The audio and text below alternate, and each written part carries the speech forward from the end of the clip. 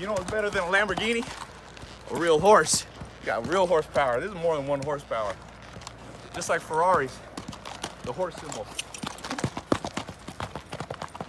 Off we go.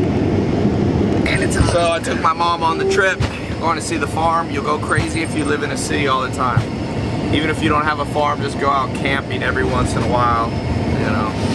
Go back to your roots. Mom, you agree? I agree.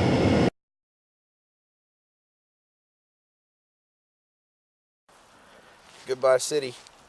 Nap by the river. Can you hear it? That's the best sound. Right here is where I want to build a house. Look at this house site. That's the Appalachian Trail over there. Now you never want to build on top of a hill completely because of the wind. But the views are beautiful. I want to build the house completely off the grid. Solar. There's enough solar here. You got spring water on this farm, some of it. So that way if the world ends, I'll have someplace to go. You got enough woods here. You can heat the house, heat the water. Always look for a few things. Look for land that doesn't have too much rocks, number 1. Number 2, water. Water. Really, not water should be number 1. And then you also want to look for good building sites, somewhat out of the wind. You want to look for soil fertility. I did a soil test on this farm. See that little moss? That means it needs lime, calcium. But it's pretty good soil there. That's what you want. Look at that. Oak, walnut. That right there, 5-6 years, even 10 years, have amazing wood. People don't realize you have to cut trees down. Not because you're trying to hurt the environment, but because trees get old and die. If you don't cut that down, it doesn't let a new tree grow. When I used to live in a mobile home, big tree like that fell right through it. Need a book out here. Actually, no book. Just relax and think. You get your non-GMO corn, you grow it yourself. This field right here, put into non-GMO corn for your chickens, for milk cows, and then you put it back into grass, alfalfa. That GMO stuff, nobody knows what it's gonna do. That's why you wanna eat grass-fed if you can, because maybe there's no problem with GMO, but do you wanna take the risk with your body is the question. You wanna be the FDA's guinea pig. Grow melons down in the bottom here. And then you grow, because melons need the best soil. Usually the best soil is at the bottom of the hill. Non-GMO corn. You got heirloom tomatoes. When I'm done with this farm, it'll have more trees than it started. But some areas here I'll put back into pasture. But some of the steep, poor soil areas, they never should have had cows on it. It doesn't grow grass, and you just destroy it. Cows are heavy on the soil. If I cut those trees down, that's about 8 acres. I'm getting ready to put 30 acres back into trees. So it'll still be a net gain of 22 acres. Good grass builds soil fertility faster than trees. That's why the most fertile places in the world are not under trees. It's the Midwest of the United States. You got to look at the aspects. This is north facing, gets less grass. It also grows cold weather plants. This is a cold weather plant, clover. On the flip side, you'll see more grass.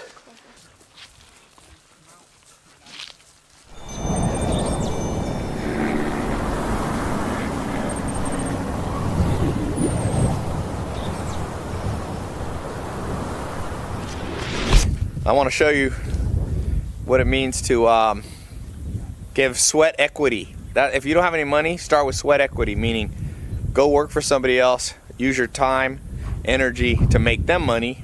That's what I did. I'm here at Joel Salatin, my first mentor's farm, and he said, if you want to work for me, you can live in this little cabin. And it didn't have a toilet. Well, it had a bucket.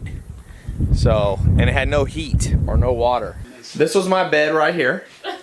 I had bunk beds because sometimes there'd be another guy working. And this was the toilet, the bucket. I bet you could still, oh, they changed the floor. There was a hole in the floor and the bucket was underneath. Nightstand here, and I put a cup of water in it to drink. And we'd sleep in sleeping bags. And when I woke up, it was always an ice block. That's how you know it's cold in the morning. You reach over, it's like The whole thing goes. You can't start out at the top. You start out at the bottom. That's how the game goes. The natural order of things.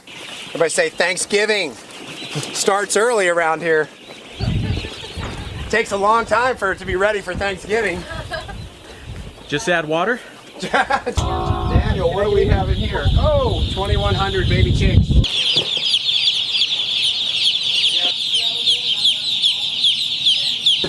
Look at their face. Cow. Kind of cranky all the time. I did soil test. Joel's soil versus his neighbors right over the fence, and Joel's way better. Joel's farm is like almost twice the fertility by using better farm practices.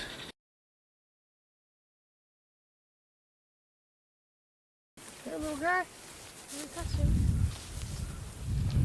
Oh look, he's fresh. Just born. Wow. Can hardly walk. Hey, 5, 2, 3, 4, 5. What did I say? I'm a master. Still, I'm not in its flight distance. 3, 4, 5. This one's kind of tame. Right there, my hand got it.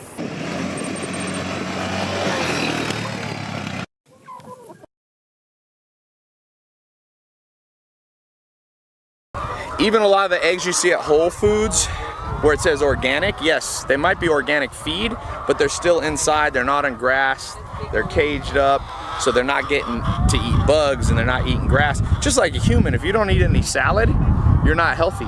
These chickens are getting fresh salad. They eat the grass, they eat the bugs, they scratch through, they're being a chicken.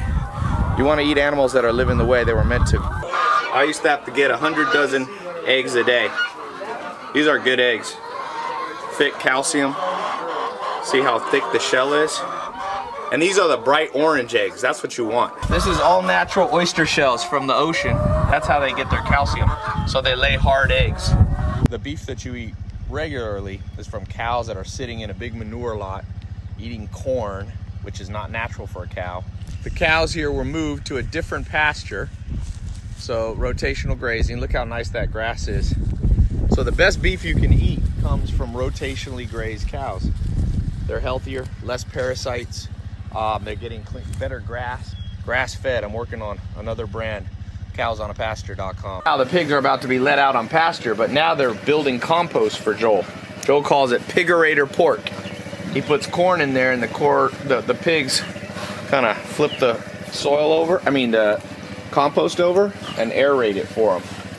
They'll be out on pasture soon. It's kind of cool. They love it, and it doesn't smell bad because it's compost. It's not. That looks like it's manure, but it's not. It's compost. All you that are drinking protein powder, whey protein, stuff like that, even egg protein, I'm thinking of doing a pasture-raised egg protein powder. It'll be the best. I'm serious. No one has ever done that before. This is the kind of food you want to eat. Pigs on pasture, cows on pasture, chickens on